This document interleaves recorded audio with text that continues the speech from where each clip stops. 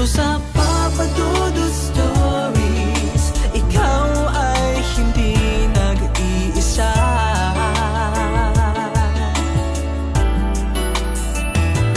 Dito sa Papa Dudut Stories, may nagmamahal sa'yo. Papa Dudut Stories, Papa Dudut Stories,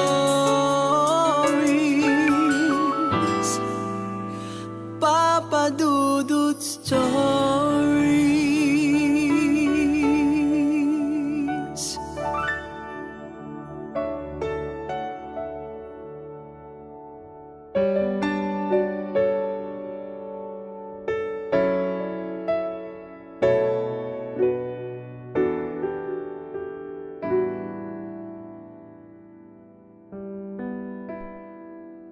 Magandang araw sa iyo, Papa Dudut. It's a blessed day to you and to your show. Salamat sa maraming inspirasyon na naibabahagi mo sa iyong mga taga-subaybay. Papa Dudut, nais ko pong ibahagi ang aking karanasan at storya ng buhay. Higit 10 taon na ang nakakaraan at tandang-tanda ko pa ang lahat. Lumaki ako sa simple at disiplinadong pamilya. Ang aking ama ay isang masipag na magsasaka at karpentero ng aming barangay. Ang aming ina naman ay isang masusing may bahay ng aming pamilya. Panganay po ako sa aming 5 magkakapatid at biniyayaan lamang kami ng isang lalaki. Kaya madalas ay nasasabi nila na panay kami mga prinsesa. Masaya at maayos naman ang aming pamumuhay. Bagamat may kahirapan ay sagana naman kami sa pagmamahal ng aming mga magulang. Nagtapos po ako ng elementarya taong 2000 at nagsimula ang aking misteryosong buhay nang tumungtong na ako ng high school. Section B po ako sa aming paaralan.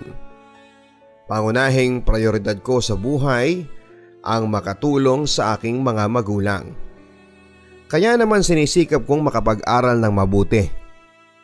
Hilig ko, Papa Dudut, ang magsulat ng mga salaysay at lumikha ng mga tula na magsisilbing inspirasyon sa aking mga kamag-aral at maging sa mga mambabasa. Maging ang pag-awit at musika ay malaking parte ng buhay ko na minana ko pa sa aking mga magulang. Sa edad na 14, Papa Dudut, ay masasabi kong matured na akong mag-isip sa maraming bagay sa buhay. Nandyan ang pagkakaroon ko ng paghanga at idolo sa loob ng campus namin. Marami sa aming magkakaklase ang may mga nobyo at nobya na sa loob at labas ng aming section. Baka nga, Papa Dudut, bukod tanging ako lang ang wala sa takot ko sa aking mga magulang. Lumipas ang mga araw at buwan. Sikat sa pandinig ng mga mag-aaral sa aming campus ang pangalan ng isang lalaking hindi ako interesadong makilala.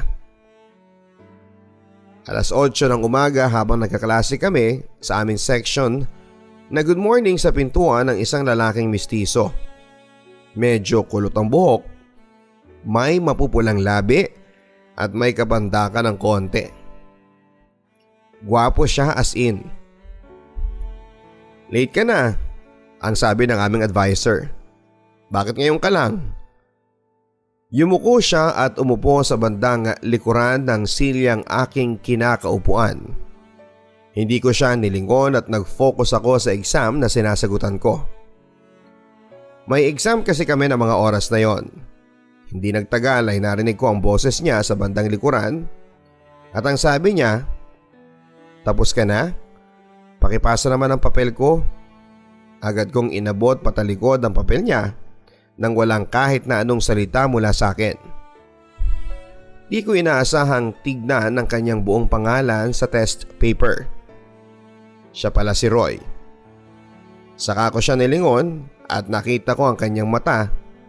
Nakita ko na may pagkamahiyain siya, pero napakagandang pagmasdan ang kanyang maamong mukha, lalo na ang kanyang mga labi. Lumipas ang mga araw, 2 o 3 beses ko lang siyang nakita sa loob ng aming section mula noon.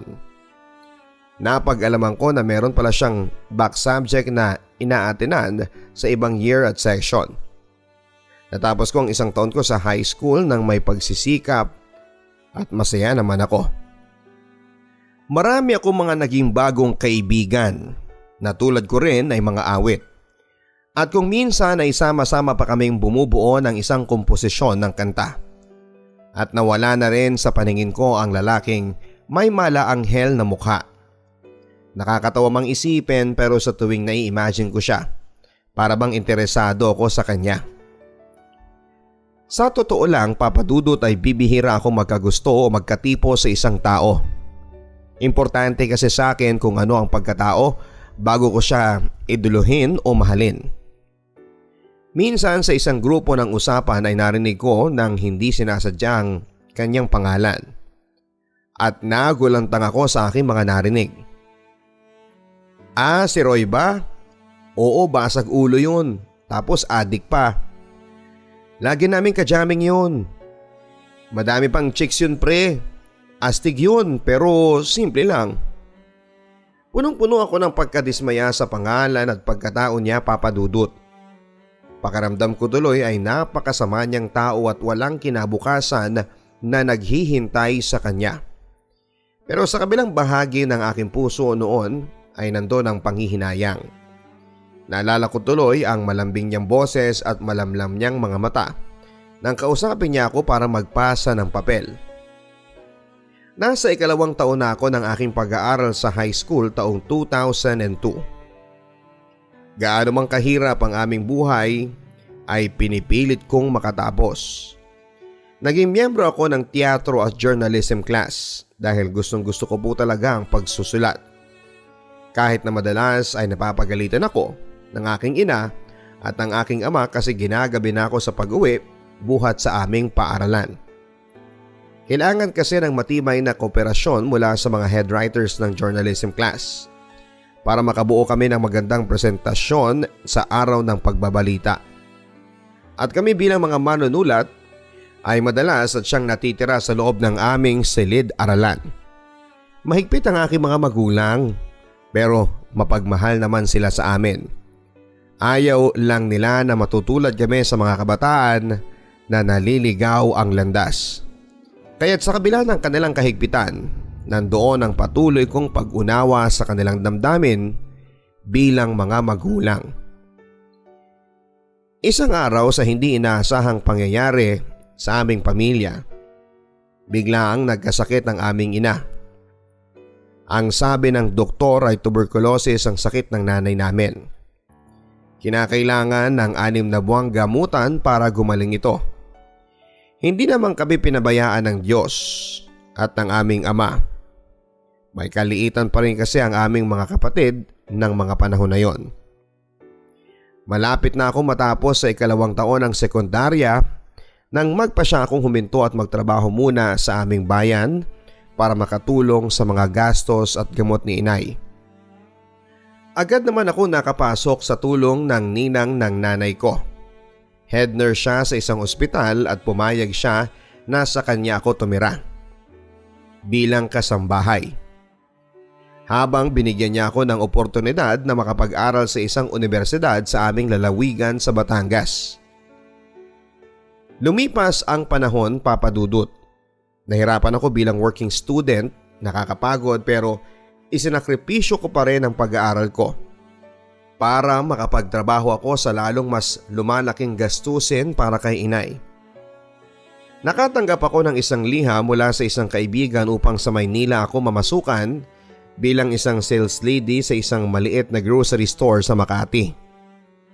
Dahil sa aking sipag at tiyaga, kasabay ng pagtutulungan namin ng aking pamilya, nakapag-aral pa rin ang sumunod sa akin na kapatid kong babae. Lahat sila nag-aaral ng panahon na yon. Ako muna, Papa Dudut, ang nagsilbing nanay nila habang katuwang ko sa responsibilidad ng aming ama. Nasa 2 taon na rin ng sekundarya ang aking kapatid na si Jane nang makatanggap ako sa kanya ng mensahe sa isang text. Ate, Miss ka na namin. Uwi ka na. Salamat sa lahat. Nag-aaral kaming mabuti. Mag-ingat ka raw lagi, sabi ni tatay at ni nanay. Kinurot ang puso ko, Papa Dudut. Pero bitbit noon ang saya at pudong inspirasyon sa aking buhay at pamilya. Lahat ay kaya ko at magagawa ko dahil mahal na mahal ko sila. Close kami ng mga kapatid ko at lahat sila sa akin. Lalo na si Jane na nooy dalagang-dalaga na rin. Barkada ko siya at kaibigan, ganong kami kasaya. Tumawag ako sa kanya at nag-usap kami sandali sa linya ng cellphone. Hello ate, thank you and super salamat ha. Kailan ka uuwi? Naku, next month na siguro after ng birthday ko. O ikaw ha, bawal magpaligaw at huwag sasama kung kani-kanino na hindi mo namang kilala. Mabangis ang panahon ngayon, paalala ko. Ate, alam ko yun. Ayoko magalit ka at mabawasan ang ganda mo. Pagbibirong sabi niya. Pagkababa ko ng telepono, Papa Dudut, ay may konting kaba akong nadarama dahil halos iisa lamang kami ng paaralan sa sekundarya ng kapatid ko.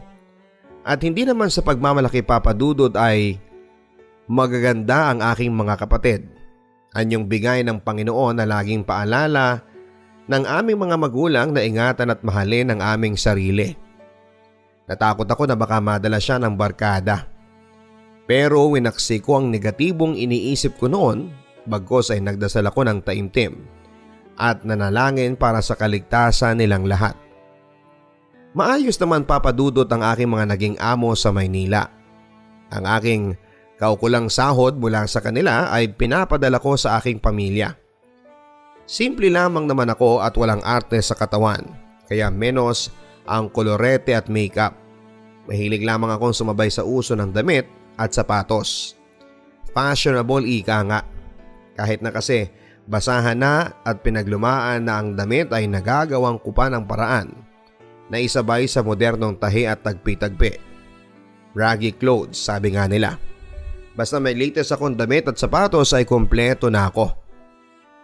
Marami din ang mga nanliligaw at nagpaparamdam sa akin ng mga panahon na yon sa edad na 18. Sabi nga nila, edad ng kadalagahan ng isang babae. Pero hindi ako handang makipagrelasyon dahil laging nananatili sa isipan ko ang kalagayan ng aming pamilya. Mas kailangan nila ako kaysa sarili kong kaligayahan. Hindi pa ito ang tamang panahon para sa akin, napakalayo pa. Sabay hinga ko ng malalim. Magpapasko noon taong 2006 pagkatapos ng ilang taong kong pamamalagi sa Maynila ay nakatanggap muli ako ng mensahe mula sa aking kapatid. Ate, may manliligaw na ako. Hindi ba sabi mo wag maglihim sa'yo? Mabait siya ate, gwapo at may kayang pamilya. Sunod-sunod na sabi niya.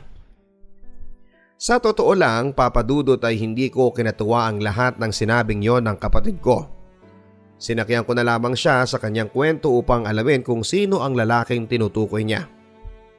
Ha? Talaga? Ikaw ha? Mag-ingat ka at napakabata mo pa. Saan ba nag-aaral ang lalaking yan at anong pangalan? Kapag dyan lang yan sa campus, tiyak kilala ko. Pabirong sabi ko. Ay ate, dito lang siya sa campus napasok. Nasa third year siya. May tinatapos lang siya sa academic sa section namin, tapos barkada siya ng best friend ko. Pagmamalaking tugon niya. Ano ngang pangalan? Roy ate ang pangalan niya, taga doon sa ibaba sa kanluran. May kung anong kabog sa dibdib ko nang marinig ko ang pangalan na yon. Pamilyal pa rin pagkatapos ng higit 3 taon.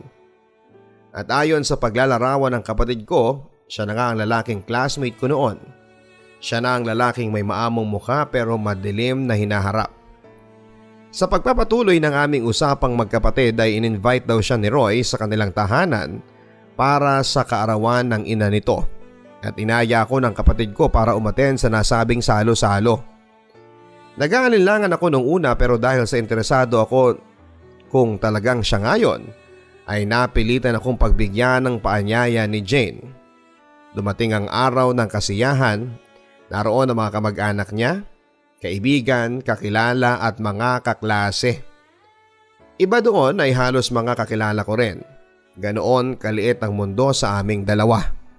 Roy, siya ang ate ko, yung sinasabi ko sa iyo na nasa Maynila.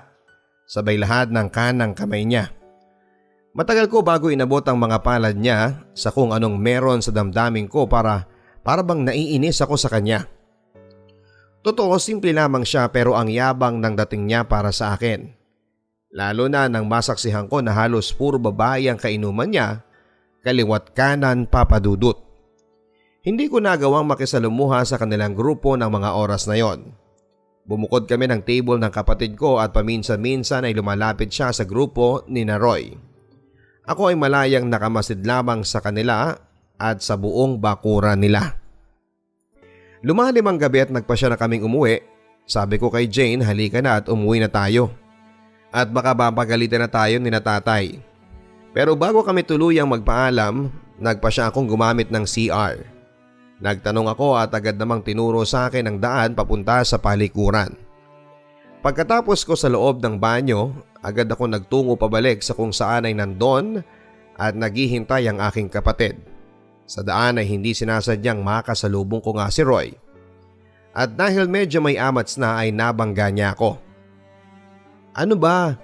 Mataray na sabi ko. Nagangat siya ng muka at napatingin sa akin. Pasensya ka na. Ikaw pala ang kapatid ni Jane. Parang kilala kita. Pabigla niyang sabi. Parang kilala mo ko? Pwes ako kilalang kilala kita. Tantanan mo na ang kapatid ko ha. Tabi? Halos pabulyaw kong sagot sa sobrang kainisan ko. Nang oras ding yon habang papauwi kaming magkapatid ay tinanong ko siya papadudot. Ganun bang lalaki ang sinasabi mo na may kaya sa buhay at gwapo na lumiligaw sa'yo? Adik yun sa campus at basag ulo pa. Hay nako Jane, pwede bang pumili ka naman? Matabang nasabi ko sa kanya. Habang nagsasalita ako ay nakatitig lamang sa akin si Jane at nangingiting sinabing, Ate, I saw the sparks in your eyes. Wala ka bang nararamdaman? Kitang-kita sa mga mata mo na selos ka dun sa mga babae nakapaligid kay Roy. And ha, nakikita ko kayo nang nagkabangga kayo. Palabas ng palikuran. Grabe mo siyang tarayan. Ano bang ginawa sa'yo ng tao at parang ang laki-laki ng galit mo sa kanya? Hay nako Jane, tigilan mo nga ako basta layuan mo yung lalaking yan ha. At siguradong magdudusa ka lang dyan kapag yan ang naging asawa mo. Happy-go-lucky na tao yan. Walang pangarap. Ano lang ang meron siya? Lahat ng nakikita mo pundar ng nanay niya kasi wala siyang tatay, hindi ba? Pagalit na sabi ko. Siguro nasasabi ko ang lahat ng yon papadudot kasi bata pa lamang ako ay marunong na ako sa hanap buhay.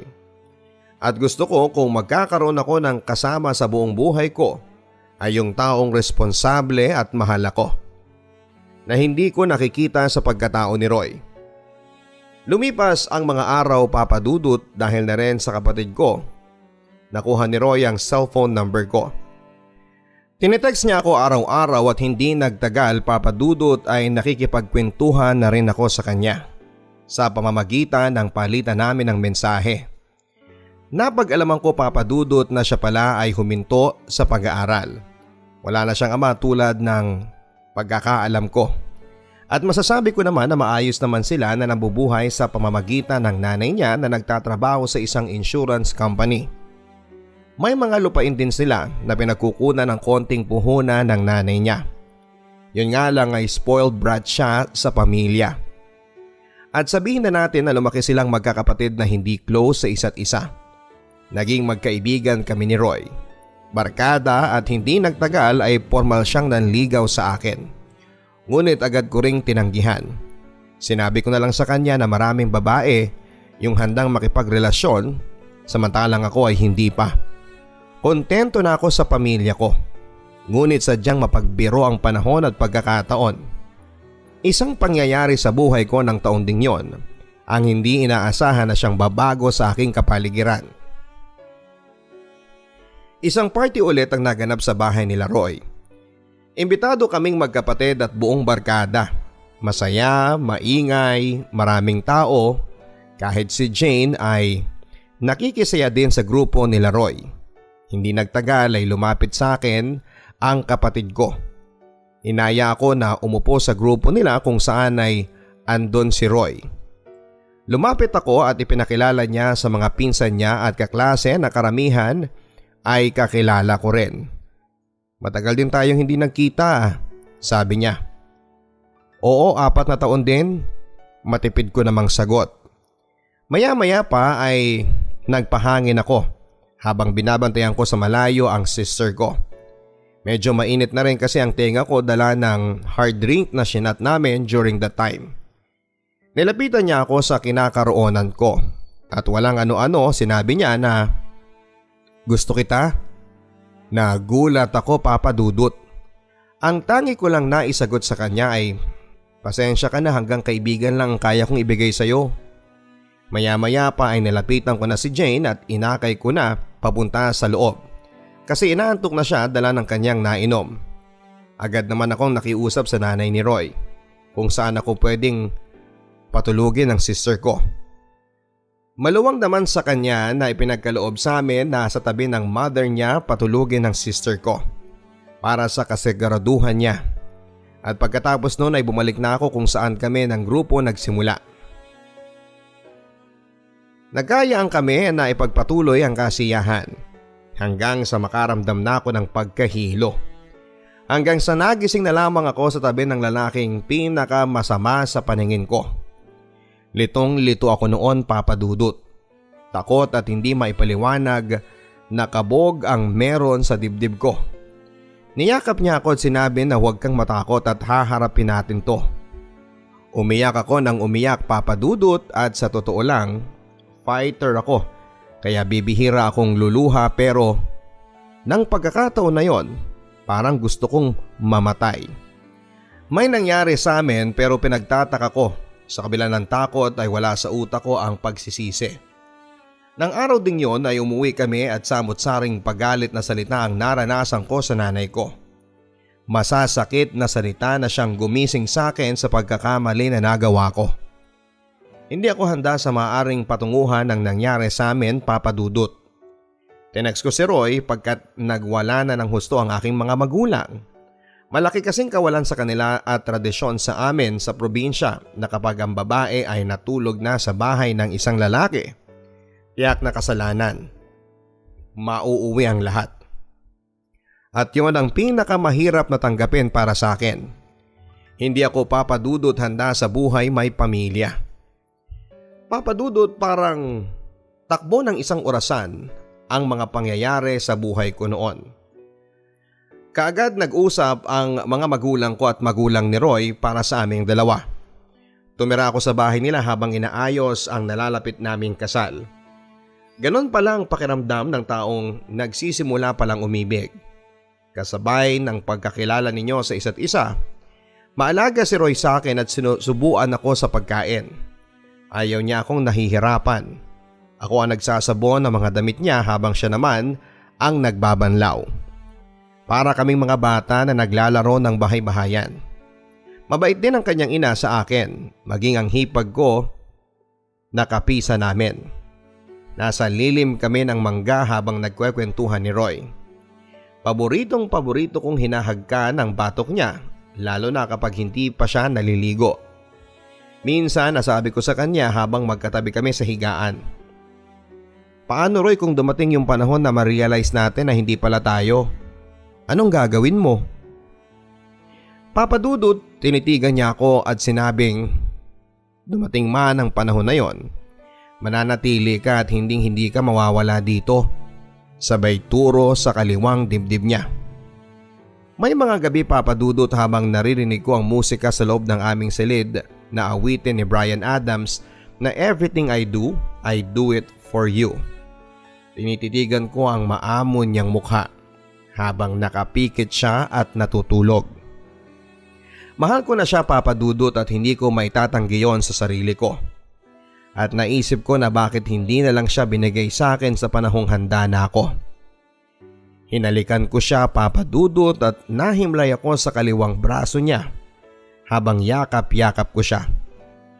Napakasarap ng pakiramdam ng nagmamahal sa isang estrangherong tao sa buhay ko. Pero selosong tao si Roy. Kaya naman maingat ako. Alam kong palikero siya pero siguro nga iba kapag totoong mahal ka at mahal mo. Sa paglipas ng buwan, habang papalapit ang araw ng aming kasal, hindi na ako mapakali. Nag-iisip pa rin ako pero sa tuwing nandyan si Roy sa tabi ko, nalilimutan kong harapin ang bukas. Malambing siya, hinahatid sundo ako sa bahay namin kapag gusto kong makita ang mga magulang ko. Minsan pa nga ay umalis na ako nang hindi nakapagpapaalam sa kanya kasi ayoko na siyang istorbohin sa pagtulog niya. Pero maya-maya na lang ay nandyan na siya sa aming bakuran sakay ng bisikleta niya para sunduin ako at iuwi sa bahay nila. Namamasyal kaming magkasama sa lugar nila at mga kamag-anak. Nabuo ang aming samahan na parang kami ay ibong ligaw na naghahanda sa aming patutunguhan. Pero sa kabila ng aming masasayang samahan, Papa Dudut, ay natuldukan yon. Nang minsang magtalo kami at saktan niya ako dahil lang sa selos. Ilang linggo na lang ang hinihintay para sa takdang araw ng kasal namin. Hindi ko natanggap ang pananakit niyang yon sa akin, Papa Dudut, at doon ako nagpasyang iwan siya at hindi ituloy ang nakatakdang kasal. Sobra akong nasaktan, Papa Dudut, kasi sa totoo lang siya ang unang lalaking minahal ko ng sobra sa buong buhay ko. Taong 2007 na isinilang ko ang isang malusog na batang babae at sinunod ko ang pangalan sa kanya. Bago ko pa isilang ang aming anak ay muli niya akong sinuyo upang makipagbalikan sa kanya, pero pinili ko na itayo ang sarili kong mag-isa. Sa tulong ng aking mga magulang at pagsisikap ko, 6 na taon kong naitaguyod ang buhay naming mag-ina nang wala siya. Mapaglarong tunay ang tadhana. Taong 2003, muling nag-cross ang landas namin ngunit kapwa na kami may kasama sa buhay. Kumusta ka na? Kumusta na ang anak natin? Muling nagbalik sa akin ang ala-ala ng lahat, Papa Dudut. At aaminin ko po na punong-puno ako ng hinanakit sa kanya na hindi ko magawang tumingin sa kanya sa sobrang hinanakit para sa anak namin. Okay lang na kinalimutan niya ako, wag lang ang anak namin. Humingi siya ng tawad sa akin at hiningi ang pagkakataon na makita ang anak namin. Katwiran ko ay hindi kasalanan ng anak anumang meron sa kanilang mga magulang. Mula noon ay muli kaming naging magkaibigan para na rin sa anak namin. May anak na rin siya sa babaeng kasama niya sa buhay. Nagkikita kami at minsan ay binabalikan ng aming kwentuhan ang aming mga nakaraan. Alam mo, kung hindi mo ako iniwasan, sana tayong magkasama ngayon. Sana ikaw pa rin. Minahal kita, akala mo lang hindi eh. Napaiyak ako, Papa Dudut, sabay iyakap ko rin sa kanya. Ramdam na ramdam ko, Papa Dudut, ang lakas ng tibok ng puso niya. Mahal ko pa rin siya. Nag-uusap kami ng masinsinan at sinabi ko sa kanya na pakasalan niya na ang babaeng lubos na nagmamahal sa kanya at humingi na rin ako ng tawad sa kanya. Emosyonal ang gabing yon at sa huli hindi namin napigilan ang aming mga sarili upang muling ipadama sa bawat isa ang aming nararamdaman. Ang yakap at mga halik niya ang nagsilbing hugas sa mga sakit na aking naramdaman ng mga panahon na wala siya sa piling naming mag-ina. Taong 2015, Papa Dudut, ay kinasal siya sa babaeng makakasama niya habang buhay. Nabalitaan ko yon at aaminin ko na napaiyak ako. Pero pagkatapos noon ay magkasabay kami ng aking ina na naglalakad patungo sa malawak na dalampasigan. Pumikit ako doon at sinabi sa sarili ko na minahal din kita ng sobra-sobra. At mananatili ka dito sa puso ko habang buhay namin ng anak natin. Sa kasalukuyang panahon, Papa Dudut, ay dalaga na ang aming anak. at kailanman ay hindi ko inilihim sa kanya ang buhay namin ng papa niya. Nagtatrabaho ako bilang private home caregiver nurse at masaya ako sa buhay kasama ang aking anak at pamilya. Ang aming kasaysayan ni Roy ay mananatili na lamang sa isang nakatiklop na aklat ng kahapon. Maraming salamat Papa Dudut at nawa ay naging inspirasyon ang aking kwento sa nakakarami. Nagpapasalamat, lubos na gumagalang, Mavic. Ang buhay ay mahiwaga, laging may lungkot at saya. Sa Papa Dudut Stories, laging may karamay ka.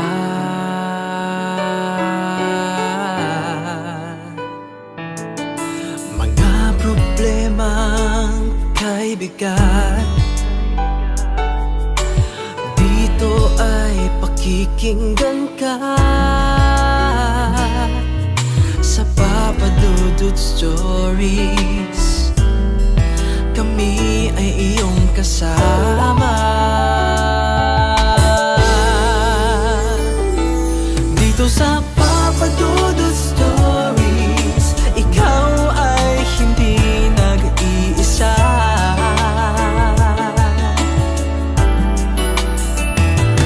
Dito sa Papa Dudut Stories, may nagmamahal sa'yo.